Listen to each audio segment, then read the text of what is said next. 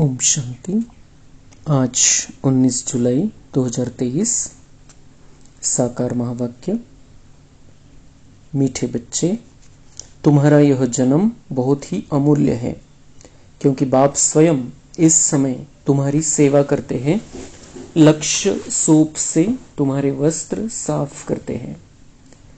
प्रश्न है, जो अल्लाह को सृष्टि का रचयिता कहते हैं, उनसे कौन सा प्रश्न पूछना चाहिए? उत्तर है, उनसे पूछो, जब अल्लाह ने सृष्टि रची तो रचना के लिए उन्हें फीमेल चाहिए। भला अल्लाह की फीमेल कौन? गॉड फादर कहते हो तो जरूर मदर भी चाहिए ना। तुम बच्चे इस गुह्य राज को अच्छी तरह से जानते हो। अल्लाह की फीमेल है यह ब्रह्मा, यह है तुम्हारी बड़ी माँ। इस बात को मनुष्य समझ नहीं सकते। गीत बजा है, किसने यह सब खेल रचाया। ओम शांति। बच्चे जानते हैं कोई भी मनुष्य इस गीत का यथार्थ अर्थ कर न सके। नाटक बनाने वाले भी नहीं समझते। ऐसे ही गीत बना देते हैं जैसे शास्त्र बना देते हैं। समझते कुछ नहीं। तुम वेदों के लिए कहते हो, यह धर्मशास्त्र नहीं है। शास्त्र कहेंगे लेकिन धर्मशास्त्र नहीं है। अब धर्मशास्त्र से तो कुछ फायदा होना चाहिए। धर्मशास्त्र का अर्थ भी नहीं समझते हैं। शास्त्र अर्थात जिससे कोई धर्म स्थापन होता है किसी द्वारा। तो पूछना चाहिए, वेद उपनिषद किस धर्म के शास्त्र हैं? वह धर्म किसने स्थापन किया? इनसे तो कोई धर्म ही नहीं निकलता है। कौन कौन से धर्म हैं वह भी समझाया जाता है। जैसे झाड़ में मुख्य है थूर यानी तना, फिर बड़ी डाल, फिर छोटी छोटी टालियां निकलती हैं। तो बच्चों को समझाया जाता है, यह जो धर्मशास्त्र है वह सर्वशास्त्र में शिरोमणि गीता, वह है थूर। उनके बाद बाकी सब ठहरे रचना। यह इस्लामी, बौद्धी, क्रिश्चियन आदि यह सब कल्प वृक्ष के टाल है। गीता में भी लिखा हुआ है मनुष्य सृष्टि का झाड़ है। तो यह झाड़ का राज बुद्धि में अभी बैठा है। इसका मुख्य थूर है आदि सनातन देवी देवता धर्म। इस झाड़ की भेंट बड़ के झाड़ से की जाती है। वह बहुत बड़ा होता है। झाड़ जब पुराना होता है तो उनका थूर यानी तना सड़ जाता है, बाकी टालियां रहती है। यह भी ऐसे ही है। बच्चे जानते हैं इनका थूर जो देवी देवता धर्म था वह अब है नहीं। परमात्मा 24 अवतार लेते हैं तो वह सर्वव्यापी हो नहीं सकते। जब अवतार लेते हैं तो उनको सर्वव्यापी कैसे कहेंगे? नई बात है ना।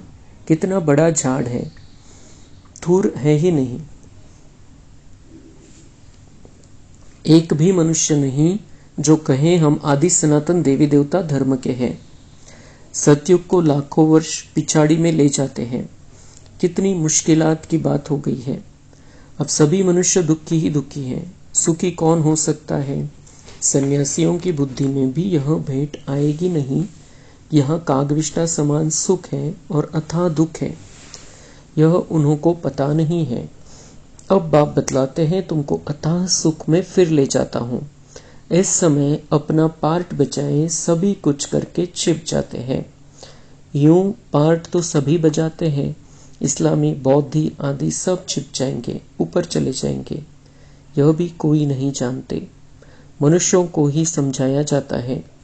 जानवर को तो नहीं बताएंगे। मनुष्य का जन्म सबसे ऊंच गाया जाता है। वह कौन सा? कहते भी हैं कि मनुष्य की तो चमड़ी भी काम में नहीं आती। फिर कहते हैं मनुष्य का जन्म उत्तम है। वास्तव में तुम्हारा यह जन्म उत्तम है जो बाप बैठ तुम्हारी सेवा करते हैं। दुनिया के मनुष्यों का यह जीवन बहुत कनिष्ठ है। तुम जानते हो हम भी पहले छी मूत पलिती मनुष्य थे। अब बाबा हमारे इस वस्त्र को ज्ञान लक्ष्य सोप से साफ करते हैं और कहते हैं अब अपने बाप को याद करो। इस दुनिया में बाप को कोई भी नहीं जानते हैं। बाप को जाने तब तो बच्चे बने, शिव के बने, ब्रह्मा के बने, तब पोतरे कहलाए। ब्राह्मण भी दो प्रकार के हैं, एक है मुख वंशावली, दूसरे है कुख वंशावली। तुम हो ब्रह्मा के मुख वंशावली, ब्रह्मा कुमार कुमारियां। ब्रह्मा का बाप कौन? शिव बाबा। उनका बाप तो कोई होता नहीं। तुमको पढ़ाने वाला भी वह है, तुम्हारा गुरु भी वह है। अभी सम्मुख बैठे हैं, फिर छिप जाएंगे। पतित दुनिया को पावन बनाए, देवी देवता धर्म की स्थापना कर और सबको मुक्ति धाम में ले जाएंगे। 21 जन्मों का सुख दे दिया, फिर और क्या चाहिए? बाबा सदा सुखी तो बनाते हैं, बाकी ऊंच पद पाने लिए तो पुरुषार्थ करना पड़े। श्री कृष्णपुरी को सुखधाम कहा जाता है। श्री नारायण का बचपन नहीं दिखाते हैं, श्री कृष्ण का स्वयंवर दिखाते हैं। अगर राधे से स्वयंवर हुआ तो फिर उनका नाम क्या बदली हुआ, वह दिखाते नहीं। लक्ष्मी नारायण का तो मनुष्यों को पता नहीं है, उनके जीवन चरित्र को कोई जानते नहीं। तुम अभी समझ रहे हो, कोटों में कोई ही निकलेगा जिसने पूरा चक्र लगाया होगा। तुम यह जानते हो, भक्ति वह करते जो पहले पहले पूज्य से पुजारी बनते हैं। भक्त तो सभी हैं, सरसों के मुआफिक मनुष्य हैं। तुम जानते हो अब बेचारे सभी मौत की चक्की में हैं। अब तुम बच्चों को बहुत बड़ी बुद्धि मिली है।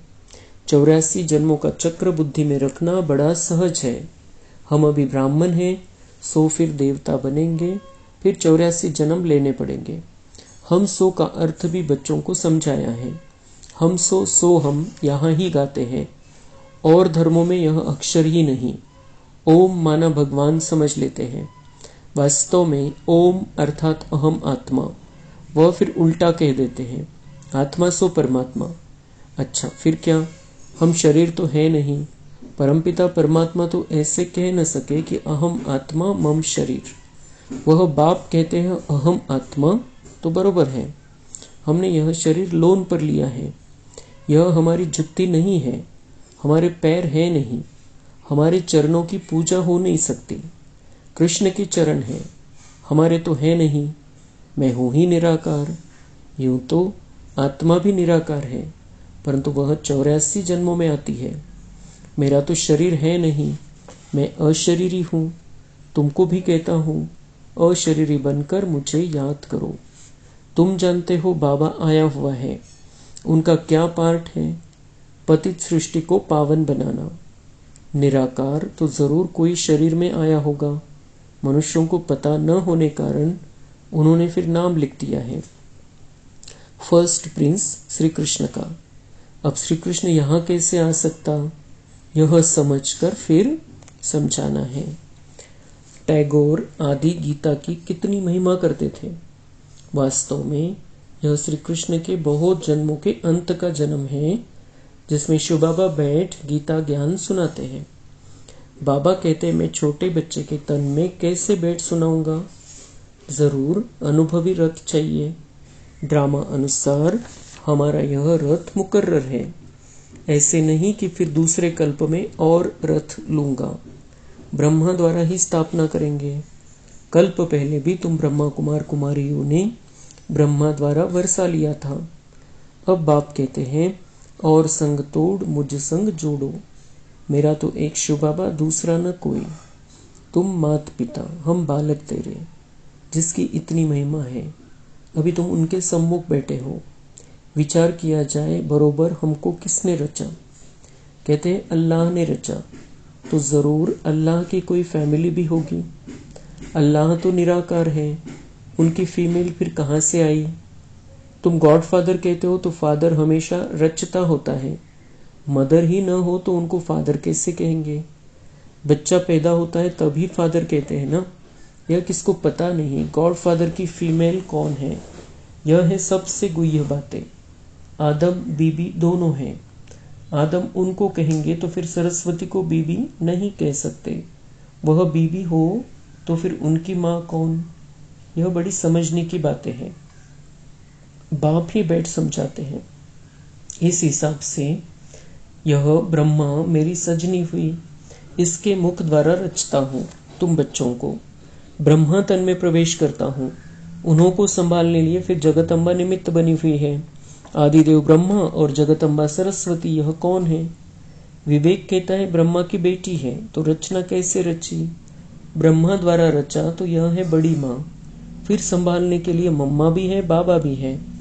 पहले नंबर में सरस्वती जाती है। जगदम्बा की कितनी महिमा है, अब तुम समझ गए हो। हम सो ब्राह्मण बने हैं, हम ईश्वर की गोद में आए हैं। इसमें भी दो प्रकार के हैं, सगे और लगे। एक ही माता के बच्चे, फिर सगे और लगे का तो सवाल ही नहीं उठता। यहाँ भला सगे और लगे क्यों कहा जाता है? कहते हैं जो सगे बनते वो प्रतिज्ञा करते हैं हम पवित्र बन वर्षा लेंगे, तो ऐसे पवित्र ही गद्दी नशीन वारिस बनते हैं। लगे फिर प्रजा में चले जाते हैं। सगे भी बहुत बनेंगे, फिर उनमें भी नंबरवार होंगे। जितना जो पुरुषार्थ करेंगे वह माँ बाप के तख्त पर बैठेंगे। मम्मा बाबा तख्त पर बैठते हैं तो हमको भी तख्त मिलना चाहिए, परंतु बनेंगे नंबरवार। तो यह है योग की यात्रा। बाबा को याद करना है, स्वदर्शन चक्र फिराना है, आप समान बनाना है। मेहनत करनी पड़ती है आप समान बनाने में। बच्चियां परिचय देकर बाप के पास रिफ्रेश होने लिए ले आती है। बाबा देखते हैं कौन कौन बाप से पूरा वर्षा लेंगे और सब तरफ से ममत्व मिटाए एक तरफ लगाएंगे। जानते हैं बाबा हमको विश्व का मालिक बनाने वाला है। बाप कहते हैं हम तुमको स्वर्ग का मालिक बनाएंगे, फिर चाहे सूर्यवंशी चाहे चंद्रवंशी बनो। तो बाप अपने आप सब कुछ कर रहे हैं, फिर छिप जाएंगे। घड़ी घड़ी अवतार तो लेते नहीं हैं, उनको अपना शरीर ही नहीं है, वह एक ही बार आते हैं। तुम तो घड़ी घड़ी एक चोला छोड़ दूसरा लेते रहते हो। मैं पुनर्जन्म में आता नहीं हूँ, कितना अच्छी रीति समझाते हैं। आगे यह बातें बुद्धि में नहीं थी, अनायास घर बैठे रास्ते जाते बाबा ने प्रवेश कर लिया, फिर मालूम पड़ा। अब दिन प्रतिदिन सब बातें बुद्धि में बैठती जाती है। कहते हैं ना हम 7 दिन का बच्चा हूँ, 2 मास का बच्चा हूँ। यह ज्ञान तो सेकंड में भी मिल सकता है। कितने बच्चे हैं और कोई सत्संग नहीं होगा जहाँ इतने बच्चे हो। प्रजापिता ब्रह्मा और जगत अम्बा भी बाप के बेटे बेटी हैं, न कि मेल फीमेल। मेल फीमेल इतने बच्चे कैसे पैदा करेंगे? कुक वंशावली की तो बात ही नहीं है। जिन्होंने कल्प पहले माता पिता का बनकर वर्षा पाया है वही आते रहते हैं। कलम लगती रहती है, बगीचा है ना। अभी देवी देवता धर्म के फूल तो है नहीं, बाकी सब जैसे कांटे हैं, चुभते हैं। यह कांटों की दुनिया है। बाप आकर कांटों से कली, कली से फूल बनाते हैं। श्रीमत पर नहीं चलते हैं तो फिर गिर पड़ते हैं। बाबा समझ जाते हैं यह विकारों में गिर पड़ा। अभी तुम पतित से पावन बन रहे हो। बापू गांधी भी पतित पावन को याद करते थे, चाहते थे वर्ल्ड ऑलमाइटी अथॉरिटी का राज्य हो। सो तो बाप ही स्थापन करेंगे। तुम जानते हो अब हमको इस कंसपुरी से कृष्णपुरी में जाना है। भारत में सतयुग था, लक्ष्मी नारायण का राज्य था। 5000 वर्ष की बात है। 5000 वर्ष से पुरानी चीज कोई होती नहीं।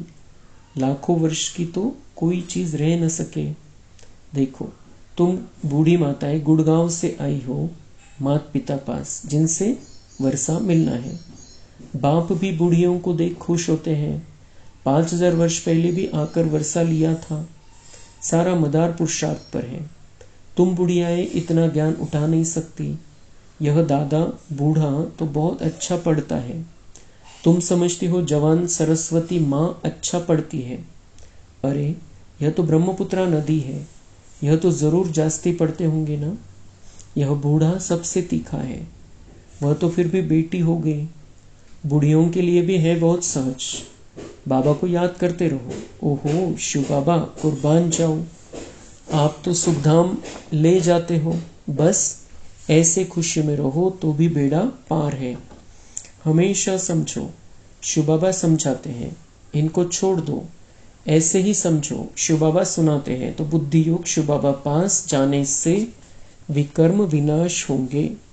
मम्मा भी शिव बाबा से सुनकर सुनाती है, सदैव एक शिव बाबा की ही याद रहे तो विकर्म विनाश होते रहेंगे। अच्छा, मीठे मीठे सिक्के लधे बच्चों प्रति माता पिता बाप दादा का याद प्यार और गुड मॉर्निंग। रूहानी बाप की रूहानी बच्चों को नमस्ते। हम रूहानी बच्चों की रूहानी बाप दादा को याद प्यार गुड मॉर्निंग नमस्ते। धारणा के लिए मुख्य सार है, गद्दी नशीन पक्का वारिस बनने के लिए पवित्रता की प्रतिज्ञा कर सगा बच्चा बनना है और संग तोड़ एक संग जोड़ना है। दूसरी पॉइंट है, आप समान बनाने की सेवा करनी है। कांटे से कली, कली से फूल बनना और बनाना है। नए झाड़ की कलम लगानी है। वरदान है, कर्मों की गुह्य गति के ज्ञाता बन धर्मराजपुरी की सजाओं से बचने वाले विकर्माजीत भव। स्पष्टीकरण, सजाओं के अनुभव को ही धर्मराजपुरी कहते हैं। बाकी धर्मराजपुरी कोई अलग स्थान नहीं है। लास्ट में अपने किए हुए पाप यमदूत के डरावने रूप में सामने आते हैं। उस समय पश्चाताप और वैराग्य की घड़ी होती है। छोटे छोटे पाप भी भूत की तरह लगते हैं। पश्चाताप की त्राही त्राही होती है। इसलिए उन सजाओं की फीलिंग से बचने के लिए कर्मों की गुह्य गति के ज्ञाता बन सदा श्रेष्ठ कर्म करो और विकर्माजीत बनो। स्लोगन है, जो तन मन धन से बाप पर पूरा बलिहार जाते हैं वही गले का हार बनते हैं। अच्छा, ओम शांति।